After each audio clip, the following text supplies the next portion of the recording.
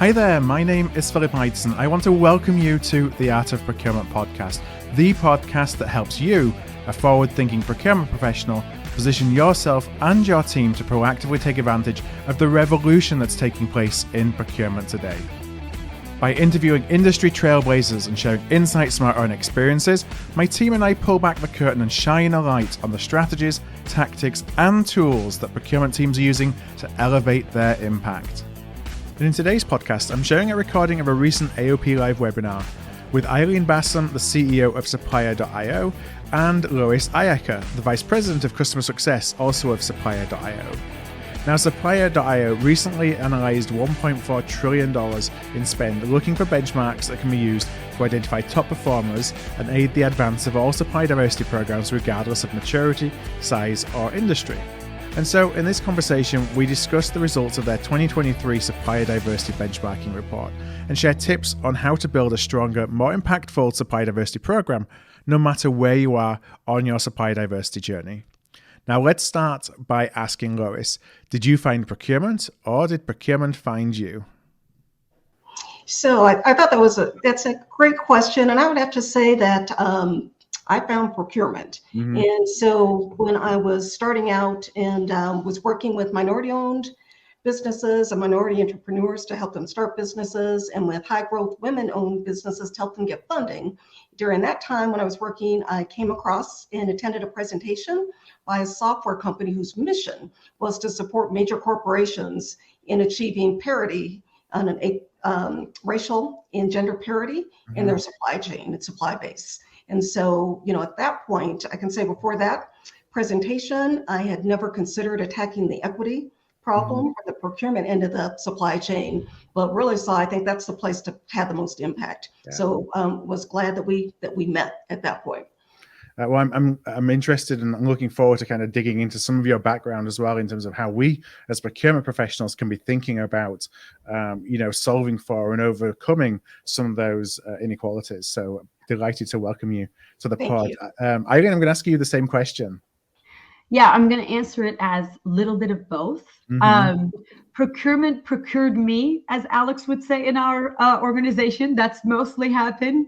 I have been in technology, providing SaaS solutions for the last 16 years, both partnering with procurement organizations as well as buying technology for my organizations that I've been. And so I set kind of both sides of the desk. And I am a big advocate for diversity, being a foreign woman tech executive, and have been encouraging, supporting, hopefully building diverse teams in everywhere that I worked. And I've seen the amazing business results that we were able to achieve with that, and the creativity and innovation that came with it. And now having the opportunity, finding a company like Supplier.io, amazing organization that is so mission driven, right? Making a difference and helping companies spend more with diverse suppliers, but also it supports women entrepreneurs globally, right? As one of the kind of the key diversity demographics, has been just a dream come true. So that's why I say a little bit of both. Yeah. On me, and then I found Supplier.io as well. So.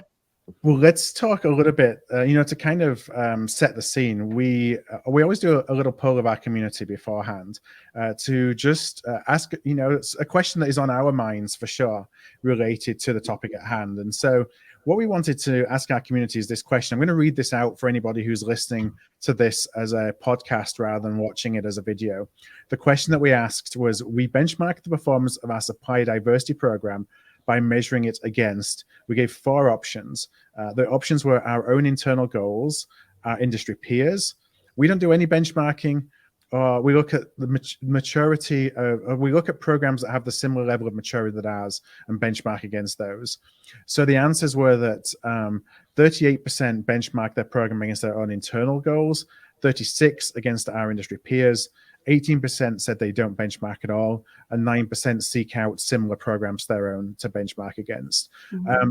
Now, before we go into some of the kind of set questions that I have for the conversation, I'd love to get some perspectives on this data. And Kelly, you've done so much work in supply diversity over the last really over the last 18 months or so from a creative perspective. And I just wondered, as you look at that, you've interviewed so many supply diversity managers, diverse suppliers themselves, procurement professionals.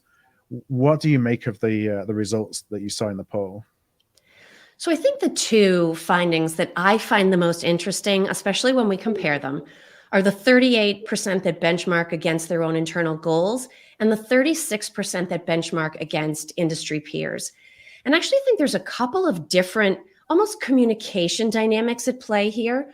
Procurement has historically been reticent to share information on social media or with peers. And I think we've come a long way, but there's still a hesitancy, especially when you're talking about metrics, when you're talking about anything quantitative, to put that information out there. And so I actually suspect that some of what we're seeing around benchmarking internally versus against internal industry peers is because the industry peer information isn't available enough. And so people are left to work with their own internal goals. I think as conversations like the one we're going to have today and reports like the one underpinning this conversation become more common and more widely read, I think that's very quickly going to flip.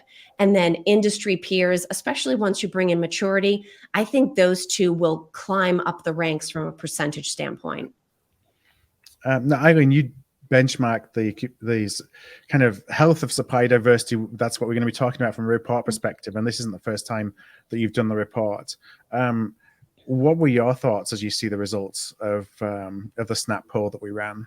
Yeah, I mean, my initial reaction was, first of all, just like what Kelly said, right? A lot of companies have been really benchmarking, measuring their success against their own internal goals because of the lack of, benchmarking out there. We've heard this from our customers, and that's why we actually decided to, do this kind of a very comprehensive analysis.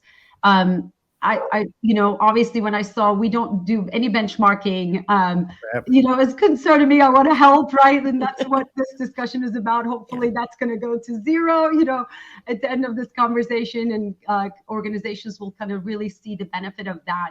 And then I thought the interesting was that, the same maturity level programs, there is some groups that are actually looking at that. And we've seen definitely that too.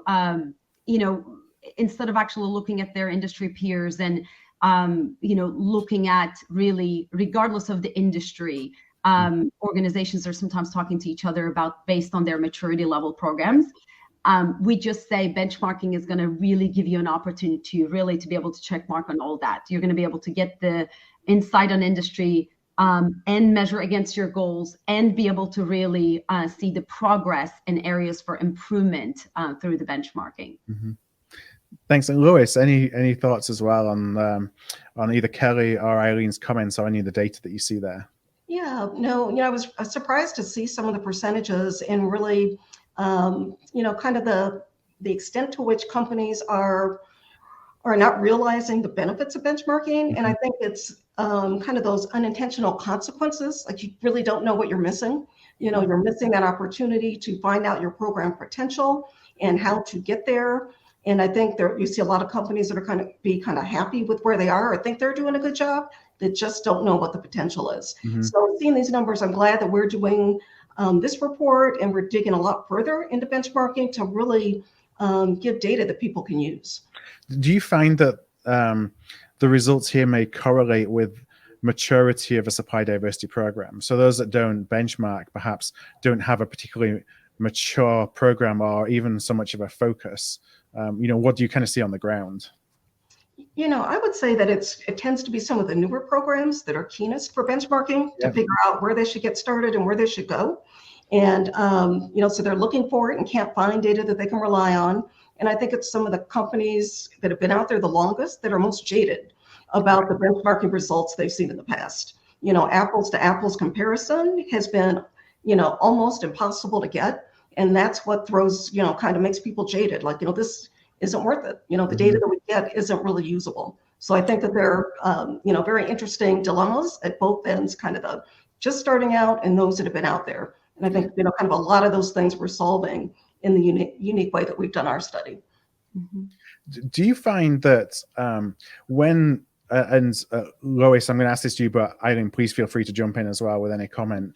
Do you feel that when an organization is setting internal goals, like what's the basis for that goal? Is it, an arbitrary number that's been passed down or been determined somewhere internally, or is it, they've looked outside, they've looked at, what can be some stretch goals, and they've set that as an organizational goal? Like, where do those internal goals often come from? Well, I think there are two things. I think benchmarking external goals, knowing what's possible, is critical to have. Mm-hmm. But I think in terms of immediate goals, I think you need to really look at where you are and kind of what changes you can put in incrementally so that they are motivating. Because I think, an industry best practices goal out there doesn't motivate anybody who's kind of just getting started. So I think it's important that goals be, based on where you are and to get you to the next level, because you want them to be motivational to, the people that need to actually carry out that strategy. So it's a balance. Yeah. Only thing that I would add is when companies are only kind of looking at it, their internal kind of measurements, setting their sales goals, to Lois's point, maybe they know where they're at today, and then they just, add as percentage. But truthfully, all they're able to do is, see that year over year changes, not really ability to have an opportunity even to see what is out there, in their industry, what's even possible, right? And where are some of the areas that potentially they might not even realize that can present opportunities for them to increase that diverse spend. So without doing that kind of an analysis or that kind of like outside, if you just do your measurements only based on where you're at today and where you hope to be, I just think that you miss a lot of opportunities there from improvement perspective. And I'm maybe jumping ahead of things, but when you think about from a benchmarking perspective, at least as somebody, I've been involved in a supply diversity program, but it was, I don't know, 12, 13 years ago when it was so much as guessing basically of, what your spend is based on some spreadsheet. As you're thinking about and I'm lost my train of thought there for a second. As you're thinking about benchmarking, you think at the high level, like I have X percentage of spend with diverse suppliers or certain types of diverse suppliers. Should we be thinking about this more on a category by category perspective, or should category by category be rolling up into an overall number? So it's not necessarily I should be X percent of spend is diverse spend, but more, well, in IT, my target should be this, and in professional services, it should be that, and in something else, it should be something other, based on the dynamics of those individual categories. Yeah, Lois, maybe I can take this first, and then, we can kind of work on that together. But there are a couple of things that I would say. One specifically, Lois mentioned earlier, one of the hardest things about benchmarking, the challenge is getting to that apples to apples comparison, right? Mm-hmm. And I think that's what, Phil, you're talking about, right? There are different companies are looking at potentially that spend in different ways. Mm-hmm. And that was very important to us. We have done this comprehensive, analysis that included hundreds of customers and 15 industries and all those things. But one of the big thing was around how can we make sure that we have a consistent measurement as it relates to specifically about spend, right? Yeah. And what does that, even means? What does that even looks like? What I mean by that is we saw that different companies classified diverse versus small and diverse suppliers, right, in one kind of the box, right? And so, and that's how they were actually kind of measuring the performance. And again, this whole apples to apples comparison, we know benchmarking is extremely important to grow and improve your program, but it's also extremely important to have that accurate and consistent and reliable way to measure those results against those goals. So if many of those organizations are looking at diverse spend only as a percentage of total spend, while others are including that, what I was mentioning, that, right, the small businesses as a part of that, percentage calculation, then it doesn't become, right, apples to apples comparison. So neither is wrong. Customers, can do that. All we're asking is, you have to know which benchmark is appropriate for your program. How we actually calculated ours was when we looked at specifically at diverse spend, we actually included companies that are certified, that we can 100% know that, right, that they have a certification. And that's what we used when we were talking about kind of this diverse spend benchmarking. And what we found was the cross-industry average for those diverse spends was about 3.6% for all programs, versus for the top 20% of the programs, they were able to spend 9%. Wow. Yep. The interesting thing is, though, when we include small businesses as a part of that metrics, we saw the results almost double to 7.5% to 17.8% respectively. This is an important information. It certainly makes a difference of how you look at the spend data, and how, if you include only classified diverse only versus small and diverse supplier performances. So again, if you're measuring the effectiveness of your program or benchmarking against your peers, it is important to make sure that you're using the same metrics when you're talking about the spend data. And I think that's kind of where your question was. And Lois, I don't know if you have anything else to add here. Yeah. So I wanted to bring it just down a little bit to the company strategy perspective. And, I think we're, wanting to talk about, do we want to look at categories versus an overall high number? And I think that, what we need to realize is that the category percentages combine into that overall number. But to hit these aggressive goals that are out there, it cannot be let's hit all categories the same. To hit these aggressive numbers, companies got to be very strategic and identify which of those categories that they purchase in, where they've got a lot of spend out there that's available, which of those categories have a lot of diverse spend possibilities, a high percentage of diverse suppliers. So really need to hit the goals, in our opinion, you got to have a very category management approach to supplier diversity, find those categories where there's a big percentage of diverse spend, where you got a lot of available dollars floating around, and attack those. So the category plan is critical, in our opinion. Yeah, so not just going and taking a blanket approach to saying, it's going to be whatever my percentage is. Let's say it's 9%. It's going to be 9% here, 9% there, 9% somewhere else. So Kelly, I'm going to come over to you in a couple of minutes to see if we have any audience questions. And I do encourage you to keep those questions coming in for Kelly. But I want to just talk a little bit about, digging into some more of the observations in the report. So you analyzed, I think, over $1.4 trillion in spend to create the benchmarking report. We talked about a couple of the findings there, but what kind of general observations, and Aylin, I'll ask this to you first, what kind of general observations did you uncover in the report? Yeah, so I mentioned earlier, right, that it was very important for us to be specific around when we say diverse spend, what are we talking about, right? Yeah. Again, that certified diverse spend from suppliers that have industry recognized certifications that can be confirmed. We have not included self-certified suppliers in this particular analysis. To your point, yes, the 1.4 trillion in spend was actually analyzed for this benchmarking report with, again, hundreds of companies, 15 industries. And when we looked at that, we actually have seen a lot of variability between industries, with some naturally performing, higher and others in lower, which I thought that was interesting.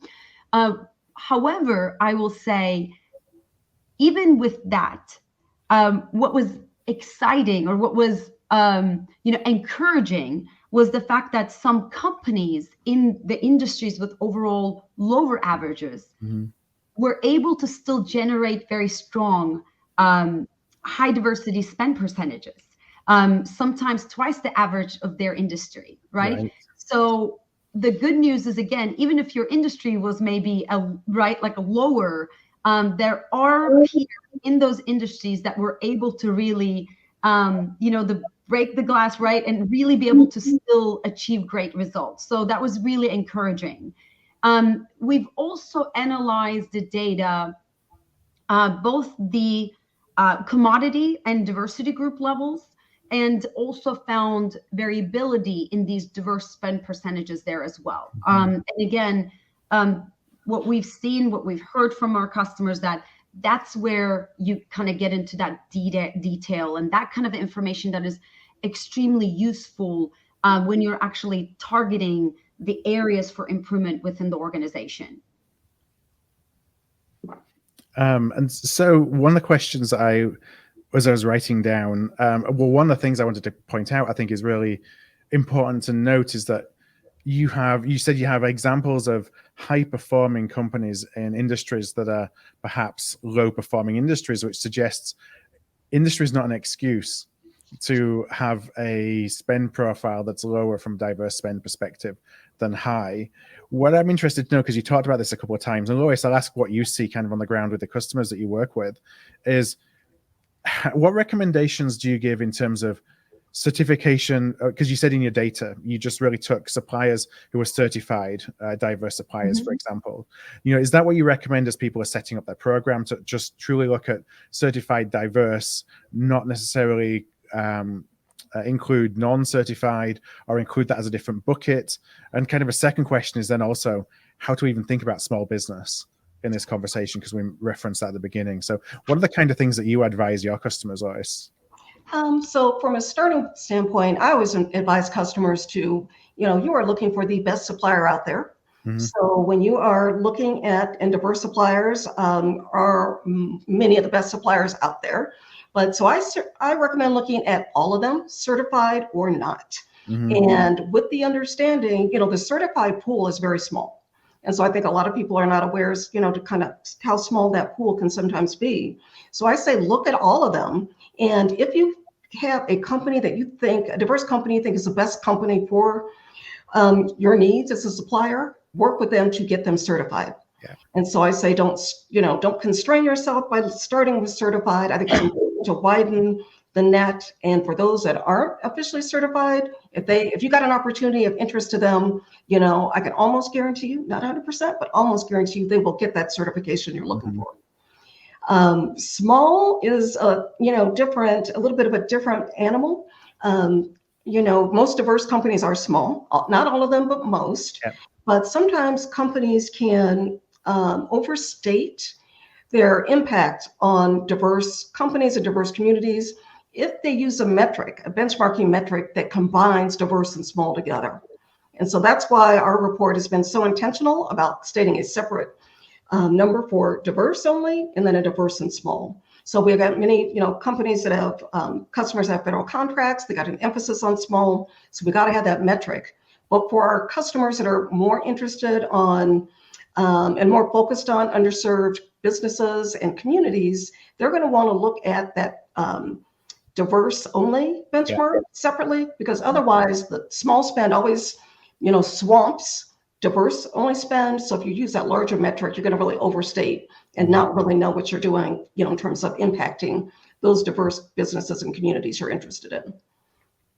Yeah, so you want to count it all, but you want to make sure that you have individual buckets, if you will, of how you're reporting it, so you can actually do that apples to apples comparison by not disregarding any category, but so at least you can have a better picture of what your impact truly is. Yeah, correct. Now, I know we've been getting some questions in, so Kelly, I'm going to come over to you and ask if you would like to share any of those questions that we've received with Lois and Aylin. Sure. And this is both fun and hard because there are a ton of questions coming in. And of course, I'm in the lucky seat because I'm getting to see all of them come in. So I can sort of see where the mind of today's live audience is. We have a very action-oriented group, and I think we have people at all levels of the maturity spectrum. Let me start with this that came in from Caesar. And he, of course, put it in as a question. I'm actually going to offer it up as a comment. We've talked about it a little bit, but even inside the idea of benchmarking, we might instantly jump to this idea of, well, how am I measuring? Or Lois, to your point, am I measuring certified diverse? Am I also measuring small? Am I looking overall or am I looking by category? But for many of companies, especially those who started their programs over the last few years, they may be thinking about, what am I talking about when I'm thinking about benchmarking? How do I measure? How do I define supplier diversity? Lois, do you end up having interesting conversations with companies that are starting up programs, figuring out based on their why or based on their vision, how are they going to define supplier diversity for themselves internally? Yeah, and what I find with a lot of companies that are starting, they are just wanting us to give them an answer. What should I be measuring? What's everybody else doing? And so we can certainly tell them what everyone else is doing in general. And, they can use that as a starting point. I think when you look at supplier diversity metrics, they kind of take everything into account because you don't know what specific interests, they're going to be for specific companies. But I think that companies need to bring a lens and think about, what are the goals for our company? What are the things that are important to us? What markets do we operate? Are there certain, demographics that are more important? What is important to our company? And bring that to bear. And I think companies, what I find in supplier diversity, companies can be kind of fixated on what's everyone else doing. And I encourage them, like, what does supplier diversity mean to your company and your market and your customers and your values? And that is okay. So your definition of supplier diversity is okay, knowing that many statistics are going to be general and all-encompassing because we want to cover everything, but bring your lens into what supplier diversity means for the values and business that you're doing. Yeah. And Aylin, if I can ask you a follow-up based on both Caesar's question and what Lois just shared. When you think about all of the different reasons why a company might put a supplier diversity program in place, certainly sometimes it's consumer or customer driven, depending on the sector they're in. It could be driven by regulation, or it could be because they are a purpose or mission driven company, and this is part of their definition of success. Correct. What types of nuance or considerations might you see entering that conversation where the why of that company should be reflected in their approach to benchmarking and measurement, and therefore their definition, if not of success, because it's an ongoing journey, but of progress in the right direction? Yeah, great question. So a couple of comments on that. I know today we're mostly talking about benchmarking, but we do another report. It's the State of Supplier Diversity report. We've been doing this for 5 years. For those of you that are on the call, if you're not familiar with it, reach out to us. We're happy to share. It's a fantastic report. One of the things we look at in that report is if there's a change on why companies are investing in supplier diversity. And I think, Kelly, that's what, you were kind of talking about a little bit, some of the things that we've seen, right? It used to be a lot more about regulations and because we have to do it and it's a check in the mark, it just because we have to do a reporting. Now we see more and more that the companies are doing this because it's the right thing to do, because it's increasing their supply chain competitiveness, because it is truly now have the executive buy-in all the way to the board level. It has the visibility, right? And we started seeing more and more with customers, which I love. They started saying that now it's tied into the goals are tied into leadership compensations. Wow, right? Like talk about, measurement drives success, right? So we love seeing that. We started kind of really getting in more and more with the organizations. And what measures gets done? I say that all the time in our organization and anywhere. And benchmarking is really helping with that measurement and bringing that visibility on where we're at today, where are areas for improvement, what our industry peers are doing, where are some of the things that we can really think about and think outside of the box to really get to a better place and improve and progress our supplier diversity program. The good news is I've never met one head of, CPO or a supplier diversity manager that is okay with the status quo. That's the wonderful thing. So the companies that have actually invested in this are really looking to really grow their program. And to Caesar's earlier question, what I have been kind of hearing and seeing, and what we've been actually looking at from our customers' perspective, when they talk about diverse suppliers, they are talking about, right, minority-owned, woman-owned, veteran-owned, disabled-owned, LGBTQ, right, all of those categories, and they have both, like you were talking about, Kelly. It's more around aligning with their values. They want to do the right thing. They understand that it's more than a spreadsheet. Investment in these minority businesses are really uplifting communities. It's new jobs, and it's better for the economy, but also as an organization, it's really good for the competitiveness and, right, supply chain, especially the economic condition we're in. But last thing that I would say is also what we're seeing is, because now the companies realizes that it's aligned with the company values, but also what their customers are wanting and needing. They want to work with companies that do good in the world. And that is a big driver as well, right? And so, and I love seeing that, right? So it's not just the employee values, but also the customers that they're serving is wanting to, work with organizations that really invest in diverse suppliers. Yeah, no, I think that's an excellent point. And Phil, I have one more question I want to bring in here. Teja, I love this question. Thank you for asking this, because I think this recognizes something that's part of the benchmarking and supplier diversity story that doesn't get recognized often enough, is that, yes, there's a corporate journey around supplier diversity, but there's also a supplier journey around supplier diversity. And so Teja is asking, is it possible that the percent of diverse status supplier spend can grow in aggregate because more and more businesses, meaning suppliers, that previously did not bother getting certified, recognize the opportunity, recognize the benefit, and are now pursuing? So you could have a company that has been doing business with the same exact supplier for 10 years, and 2 years ago, that supplier made the decision to get a certification. That is going to come through in terms of an increase of spend. Lois, maybe let me come back to you for a question on this.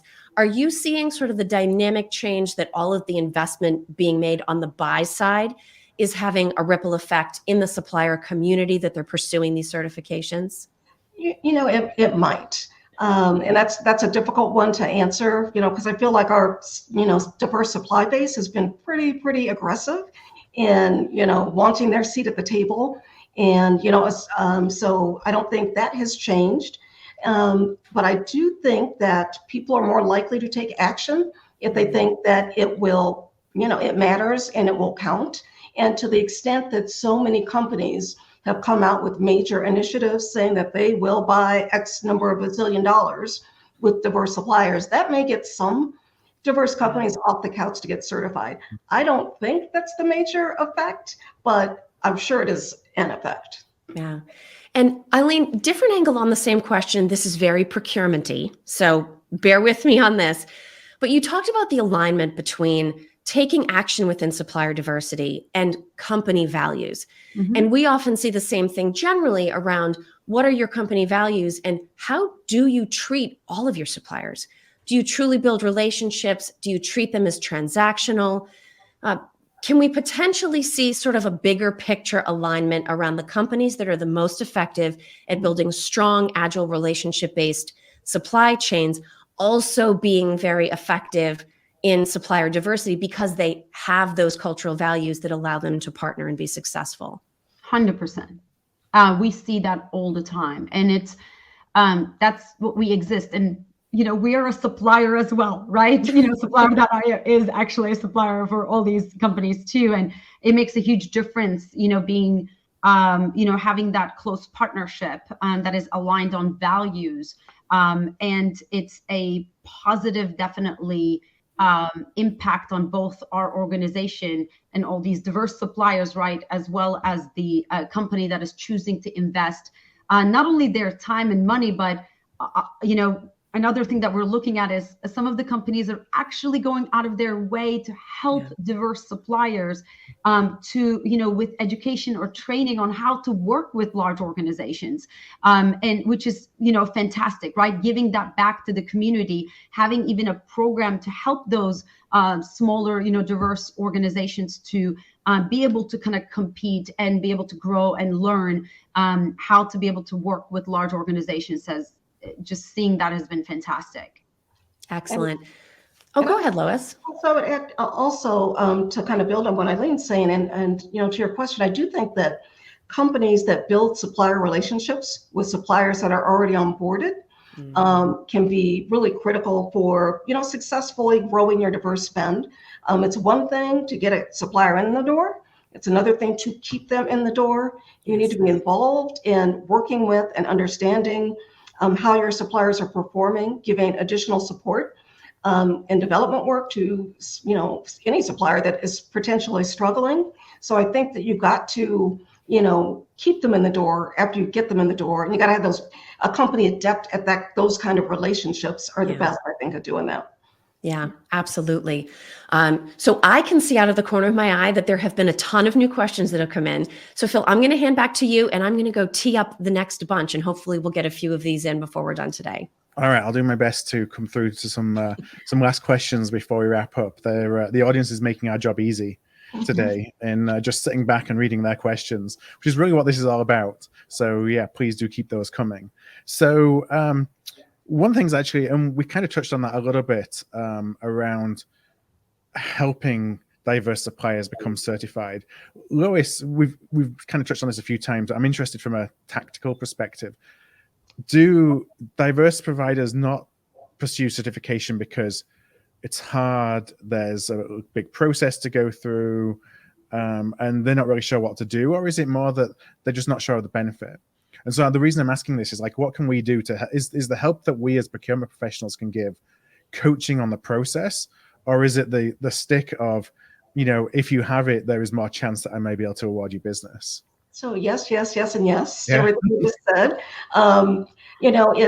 It's the longer you're in business, the harder the process is, because you got to go back and find your original articles of incorporation, your initial stock transfer documents. So if you're a business that's up and going, it can be very time consuming to go back and do everything that's needed to get certified. So that's where, for the companies that give assistance through that can be helpful. Yeah. So, when companies have, they're up and going, they may say, hey, I'm doing fairly well without it. What's the benefit? Yeah. And so that's where, corporations do need to make it known. We are looking to increase our spend with certified suppliers and, make it worth their while, if you will, to go through that process. So it's kind of on both sides. It is a time-consuming, rigorous process by intent, because it is a rigor. We want to be sure that those that get the certification are truly, in that diversity category. So, it's kind of on both sides. Sorry, yeah, Phil, I was going to say, sorry, I wanted to kind of make this comment too just to kind of add to Lois's point. We have 4 million diverse certifications in our database. To Lois's point, where it is hard if it is a small company that does not know or see the benefit of getting a certification. We actually encourage it, as well as the companies that we work with encourages these getting certifications. To Lois's point, if they're specifically only counting those spends with diverse suppliers, they want to be able to find those diverse suppliers, and we tell them to come into our system, and we literally almost act like a bridge. Think of us, right, between those companies that are looking for diverse suppliers, and we're providing them almost like a Google Analytics, right? They can, search by industry, location, even down to zip code to find those new diverse suppliers that are certified. So hopefully opening doors for them and bringing them more business. We don't charge diverse suppliers. We only are, like I said, almost like just a vehicle. We encourage them to go get their certification so they won't be discounted, right? Like from those companies that are specifically trying to find certified suppliers. Right. Now I see that Jenny has asked a question that I was going to ask, but I'm going to bring up Jenny's question in and steal one of the audience questions away from Kelly when I come back to Kelly at the end, because what Jenny asks, is there any best cases of other company programs as a learning that you can provide? So I'm thinking of best practices. I was going to ask questions around what are the characteristics of a really well-built, well-performing, high-impact supply diversity program. Lois, maybe I'll ask that to you first, because I know that you're working with a lot of different companies and you're seeing a lot of different programs. But Aylin, again, feel free to jump in. What are some of the things that we should be thinking about of imagining the art of the possible of a really high-performing program? So I think that all of the basics of, starting a program and getting the foundation is kind of the starting point. Having the funding, having the staff, et cetera. That's just kind of the basic kind of entry point, if you will, that gets you in the game. So assuming all of that, is in place, if you're going to be, kind of best in class, you're going to have the analytics available so that you can really analyze, your particular purchase profile, what you purchase, combine that with your spend profile so that you know where you got opportunities and dollars that are becoming available to spend, and really kind of marry the two in terms of which of our categories have diverse suppliers, which of our categories do we have available spend, and you really need, frankly, analytical tools to help you execute on that kind of a strategy. But that kind of a category strategy is what we see in kind of companies that are, truly best in class and kind of knocking it out of the park. Particularly those that are doing that are in low performing typical industries. Right. Are able to still get great results. Yeah. I will add a couple of things to that. I'm actually excited about this question. It's funny you asked, because now that we have this data of benchmarking, we're so excited about, we're actually be able to identify these top performing companies. We just started a research project to interview them and really learn, what they're doing different to get these, amazing results. So I'm really excited about that. We're only about halfway through that research now, and plan to release that next month to help everyone improve their program. We're so excited about this research project, so stay tuned. But before that research project, I will say a couple of things kind of to add to Lois, right? Absolutely, the funding, the having the right people in place, all those things are important.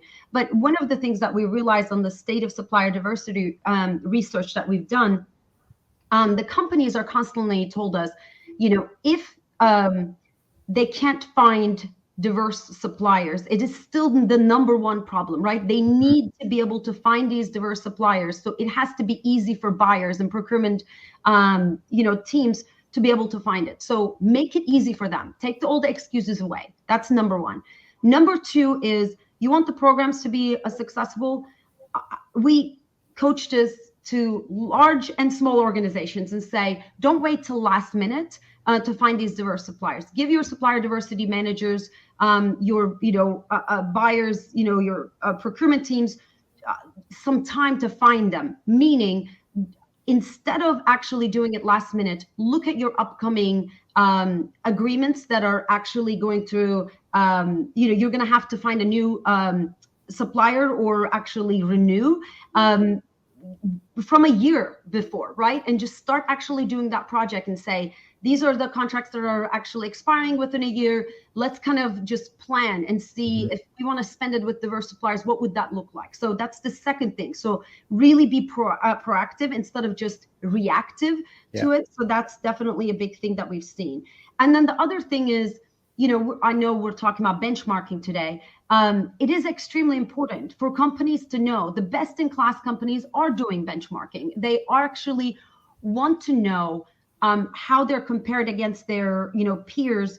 But also the interesting thing that we found that I thought that was really exciting was the fact that even in the lowest, again, performing industries, if there are peers that are actually doing good in a commodity level, right? We've, again, they found some commodities that they can actually really spend money and continue to kind of invest in them. So just utilize that kind of a insight to really continue to improve your supplier diversity program. Get out of even just looking at your peers within your industry. If you're the top 20% in your industry and you're already doing amazing, congratulations. But your job is not done, right? To be able to continue to improve, you also have opportunity to look at even outside of your industry to see what are they doing and where are they actually finding ways to spend, diverse, supplier, being able to actually spend with diverse suppliers and really find those, again, areas for improvement on the commodities as well as with suppliers and within your strategy. So from a program perspective, like you talked about, supply discovery is a challenge for a lot of programs when it comes to diverse suppliers. The most successful supply diversity programs proactively going out and building a pool of diverse suppliers for which they then are interested in bringing into opportunities, or are they looking at their wave plan, as you say, and say, okay, I need in 6 months to go and buy this, or I have a renewal coming up, and being more, I don't want to say reactive, but it's, making sure that they involve diverse suppliers in that sourcing process, but taking it on an event by event basis. Like, what do you see as being, what do you recommend that teams do as they're thinking, how do I actually integrate new suppliers who are diverse into my category strategies? Yeah, and I think that Aylin brought up, some wonderful points about, if you know what opportunities are coming up, you got the ability to kind of do both and kind of see, who you've been building relationships with. But I think that, it's important to find out early enough so that you can identify those new suppliers out there. And you really need to have a good tool to find, qualified suppliers to consider. And I think too that you can, get some other way there by doing some, using your peers, what are they using? And I think that leads to one of the big problems in our industry, which is concentration of diverse spend within, a handful of suppliers. But, at the end of the day, that can be a way too, to kind of have multiple ways so that you got that pipeline of potential suppliers. But I think it's really important to be giving those additional suppliers that aren't, the ones that are being typically used by your peers to really get out and vet those and, to get them and start building those relationships as well. I know that we have maybe just 5 more minutes, and I have a ton more questions I could have asked, but we'll have to hold those for another day. But I do want to come over to Kelly one last time and just ask, take your pick of all the different questions that we've been receiving in, and ask anything that you would like to pose to Lois and Aylin. This is very tough. So I'm going to attempt to hit as many people as I can. So I'm going to go back and forth, a little bit rapid fire. First question to you, Lois. This actually came in from Tiffany during the registration process. What are some ways you have seen companies use their benchmarking data beyond just self-reflection and program improvement? Do they ever share them externally? Is it a marketing component? I think they use it, for assessing previous performance, but then I think more so in helping them to drive the strategy and figure out what they need to do and what they should do if they're going to hit this number that they know is achievable because others are achieving it. So we've seen them, the people that have gotten the most out of benchmarking have used it as a beyond just reporting and assessment of previous results, but driving strategy creation at the category level. Excellent. Okay, Aylin, next question to you. Question from Chuck. How does Supplier.io define diverse suppliers from a database standpoint? So shamelessly, I'm going to say the best organizations, the companies that are investing in the diverse suppliers that are trying to find those certified diverse suppliers are utilizing us as a tool. So what they do is we have, like I mentioned, 4 million certifications in our database. Those are the companies that have certifications from recognized certifying agencies like WeBank, right? NMSDC and Disability In and others. So once they actually have the certifications, they register in our site. And we have the most accurate, largest database of diverse suppliers. And literally that database is available to the the customers that we're actually working with. And that's what I meant by that they're actually logging in and almost like a Google Analytics and being able to find them. But how we, consider as a certified diverse supplier, the one that I was talking about is specifically getting certifications from those agencies that I mentioned. One last thing that I will say, an organization might be certified from multiple places. A woman-owned company can be a VBank certified and an MSDC certified, for example. We actually have all those certifications and categories as a part of the database. So when you actually search it, it comes out, right? Aylin Basom, the company, and these are the certifications that they have. And I'll just add real quickly to that. So Aylin mentioned that we get information, most of our information in our database, the reason it's considered the most accurate is because it is sourced primarily from certification agencies, the public sector ones. So we got lots of diverse suppliers and 4 million certifications. But the thing I think to get at Chuck's question is, so in our database, we define diversity the same way those certification agencies do.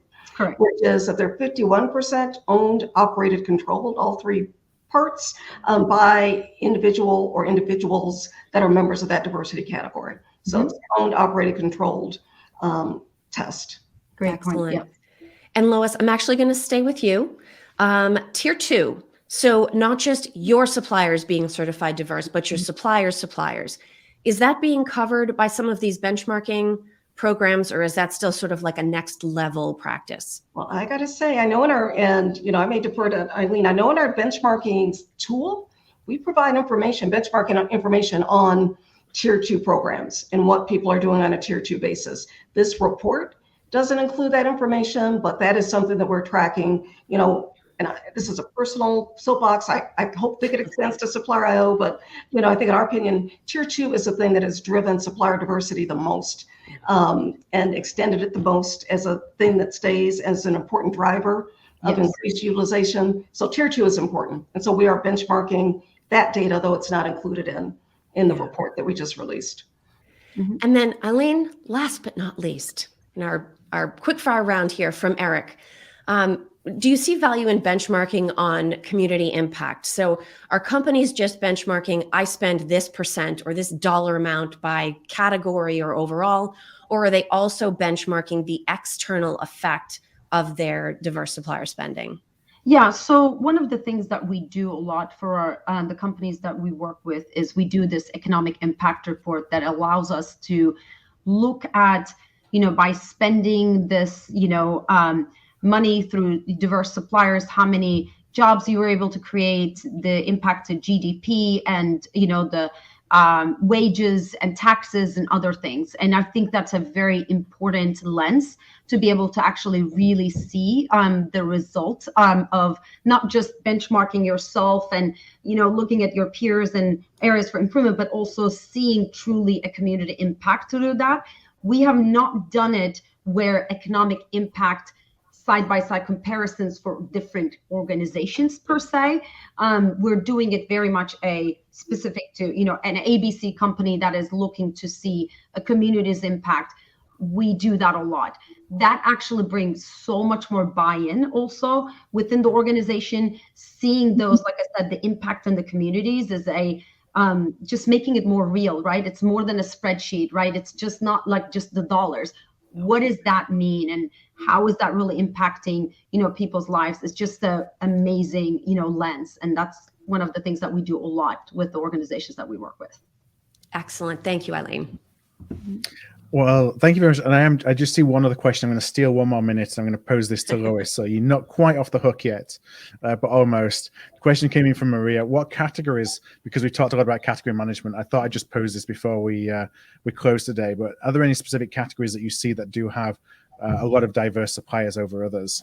So I think, people, will tell you in the industry, IT, staffing, IT services, those sorts of categories, that are out there that have a lot of diverse suppliers. And, you can certainly use some of our tools to see some of that, but that, I don't like to talk a lot about that without understanding the profile of your particular categories. So there, we can tell you a group of categories with a lot of diverse suppliers, but, from a benchmarking perspective, That's kind of at stage 2 where, what am I going to do to improve? Yeah. I'm going to be more specifically interested in the categories we need to improve in. Are there diverse suppliers there?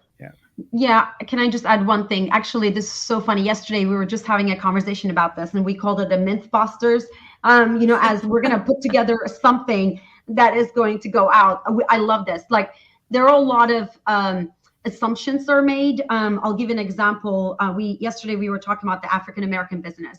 Many suppliers think that it's hard to find African American businesses, or that the high value services are not actually promoted. Guess what? We have over 100,000 Black owned suppliers in diverse range of industries in our database. We know it's existed. High value services, we actually looked at that. And, most of the companies thought that it was more kind of the janitorial or services industries are under it. No, actually, guess what? The African American business, the top category for Black owned businesses, we found that it includes administrative, management consulting, computer systems, design services, and even custom computer programming services were kind of the top categories. And the fact that another myth was, the assumption was, oh, these companies are really small. No, we actually have, over 500 of them in our database that is over 10 million in revenue, right? There are over 2,000 of them that is between $1 to $10 million revenue. So we've done this for women and other, areas as well. And I just think that it's such interesting, this supplier data points and really busting those, like I said, myths, and thinking that, there's a certain, a way, right? Like with these businesses. So anyway, I just wanted to kind of bring that up. That's definitely, don't, assume we definitely have some data around that. And actually, there may be a correlation between something that was said earlier around, that there's these high profile suppliers that are often the go-to because, it's easy, for the want of a better word, of a way of bumping up that percentage spend easily.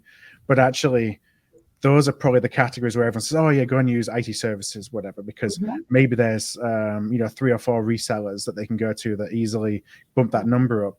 But actually, there's opportunity across all categories. So you got to break the myth of just going through these, the low hanging fruit, so to speak, of we know that there's some providers that we can easily bump up that number and look a little bit more granular into the data on a category basis. We think with whatever categories they need, we think they can find diverse suppliers. Yes. And we'll help them do That's that. the point.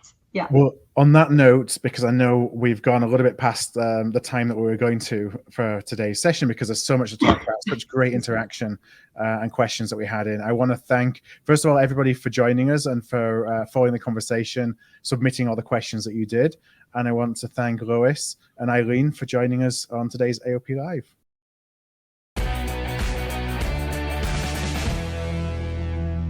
If this episode struck a chord with you, please do send it to somebody. We grow here at Art of Procurement through word of mouth, and that would be really appreciated. You can also support us by giving us a thumbs up, a star rating, or a review wherever you listen to your podcasts. Since 2015, we've built the world's largest free resource for procurement professionals looking to elevate their impact. Our resources span podcasts like this, videos, blog posts, papers, and events. To join us on the inside and to ensure you never miss an episode, a webinar, event, or a post, please do subscribe to our weekly newsletter, This Week in Procurement. You can do that at artofprocurement.com/subscribe. That's artofprocurement.com/subscribe. Thank you for joining us today, and I look forward to seeing you again soon.